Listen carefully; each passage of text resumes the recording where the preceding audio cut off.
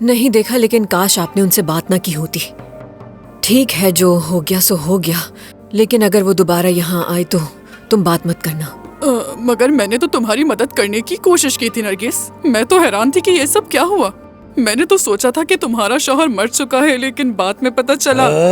मैं जरा ताजी हवा खा लूं। हाँ जाओ, ताजी हवा खाओ जाके। वैसे भी हमारी बातों से बोर हो रहे होगे।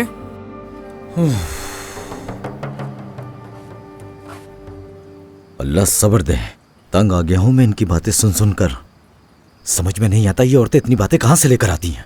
हद है। कोई बात नहीं, थोड़ी देर बातें करके चली जाएंगी।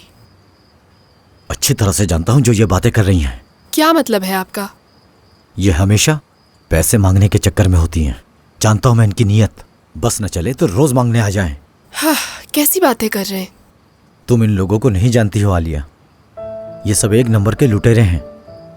जल्द ही सब नजर आ जाएगा तुम्हें इनके आने की वजह।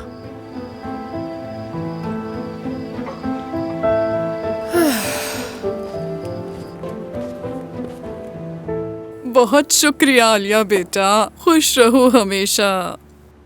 आलिया बेटा, तुम्हारे मंगेतर ने ये क्या किया? उसने तुम लोगों के सारे राज टीवी वालों को बता दिए। पागल तो नहीं है वो?